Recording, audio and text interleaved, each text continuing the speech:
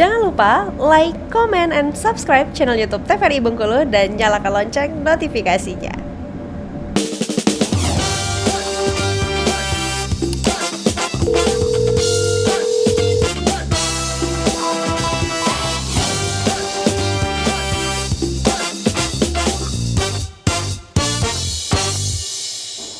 Ya pemirsa, kembali lagi tentunya di Dokter Kito bersama Kito Sehat. Nah tadi sempat kita membahas bersama Dokter Putri nih, boleh dijelaskan kembali nih dokter mengenai Mpox ini?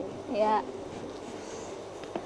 kita tadi batas ngomongin kasus Mpox di Indonesia, update-nya sampai dengan tanggal 17 Agustus 2024.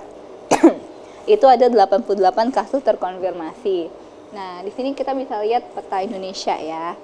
Ada yang ditandain warna merah, ada yang kuning, ada yang orange. Nah, ini adalah menunjukkan kalau merah itu dia kasusnya lebih dari 10 di daerah tersebut. Kalau kasusnya masih sedikit 1 sampai 5 itu warnanya kuning. Itu kalau menengah ya, sekitar 6 sampai 10 itu warna orange. Nah, di sini kita lihat yang terbanyak itu ada di DKI Jakarta ya. DKI Jakarta sekitar 59 kasus terkonfirmasi. Ini nanti kaitannya juga dengan mobilitas orang-orang ya. Karena kan ini sudah bukan lagi penyakit yang ditransfer dari hewan ke manusia, tapi juga bisa dari manusia ke manusia ya. Nah, untuk kasus yang paling sedikit itu ada di kasus Kepulauan Riau di Sumatera ya. Yang di Sumatera cuma ada di Kepulauan Riau itu 1 terkonfirmasi. Alhamdulillahnya Bengkulu belum ya, Bengkulu belum ada, dan semoga dengan adanya edukasi ini, sosialisasi ini, kita lebih mawas diri untuk berjaga-jaga. Kalau misalnya nanti ada orang dengan gejala, bukan untuk dijauhi tapi untuk kita waspadai, untuk menjaga diri kita juga gitu ya. Nanti di belakang kita akan bahas tentang gejala-gejalanya seperti apa. Jadi sejauh ini masih di bawah 100 kasusnya, tapi semoga tidak bertambah lagi ya. Karena kalau tidak salah dalam waktu dekat itu akan ada pertemuan pemerintah Indonesia dengan Afrika. Nah, ini virus awalnya itu dibawa dari Afrika begitu. Tapi sekarang pemerintah sedang pasti memikirkan strategi untuk jangan sampai akhirnya Mpox virus ini menjadi bertambah kasusnya ya. Dan sudah ada vaksin juga. Nah, ini untuk mekanisme penularannya tadi dijelaskan di depan ya. Jadi daerah endemis, jadi daerah yang banyak kasusnya itu ada di Afrika Tengah dan Barat nih ya. Di sini ada gambar hewan pengerat. Nah, contohnya tupai dengan tikus. Ini adalah reservoirnya atau pembawa ya. Jadi kalau ditanya ini virus sebenarnya dari mana sih? Sebenarnya belum ada pasti tahu dari mananya, itu belum ada, tapi setelah dilakukan penelitian pembawanya itu adalah di hewan pengerat ya, tikus dan tupai. Nah, di bawah sini ada gambar monyet. Ini adalah inang perantara atau insidental. Jadi yang membawanya dia, virusnya itu dibawa oleh hewan ini, tapi yang termanifestasi atau yang terkena itu adalah si monyet ini, hewan monyet ini ya. Makanya dulu disebut monkeypox kan, karena awal mulanya ditemukan pada hewan monyet.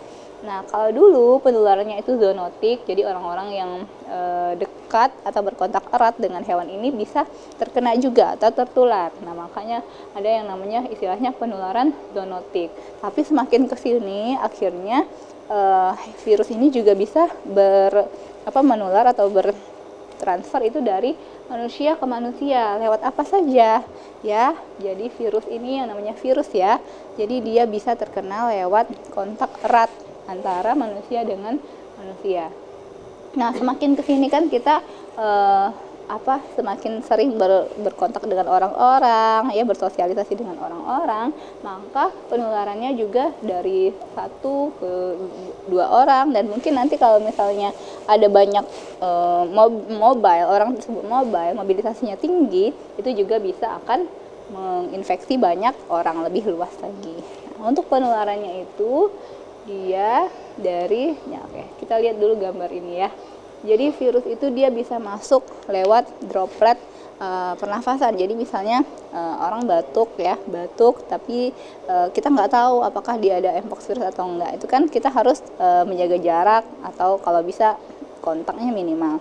Nah, itu juga bisa kalau dia punya mpox virus di dalamnya atau mengidap mpox virus itu bisa tertular ya dari droplet pernafasan, percikan air liur, percikan dari batuk ataupun flu dari pasien tersebut ke orang yang lain. Nah, itu bisa masuklah dia ke lewat mulut nih misalnya ya. Nah, virus itu nanti dia akan masuk ke dalam tubuh kita, terus dia akan masuk ke dalam namanya pembuluh limfe. Pembuluh limfe, kemudian dia akan masuk ke dalam aliran darah. Nah, virus ini dia nanti bisa kemana-mana ya, bisa kemana-mana, bisa ke kulit ya. Yang paling sering manifestasinya itu adalah di kulit. Kenapa? Karena itu kita bisa lihat ada ruam-ruam ya yang nantinya akan berubah menjadi keropeng atau krusta. Nah, itu nanti adalah salah satu tanda dan gejala dari mpox virus ini yang paling khas ya. Kalau kayak demam, kemudian lemas, nyeri otot, itu kan gejala umum pada pasien-pasien yang mengidap penyakit yang disebabkan karena virus. Tapi kalau misalnya kayak ada merah-merah, bintik-bintik merah, ada kerompeng, kemudian ada merah di dasarnya, itu nanti akan menjadi suatu ciri khas dari penyakit mpox virus ini ya. Karena dia virus dan bisa berjalan kemana-mana, ini bisa menyebabkan gejalanya yaitu demam ya. Karena demam itu merupakan respon tubuh ketika ada benda asing, contohnya seperti bakteri, virus ataupun yang lain-lain ya. Nah, itu nanti bisa demam. Dan ini virus ini dia bisa juga transmisi secara seksual, teman-teman ya.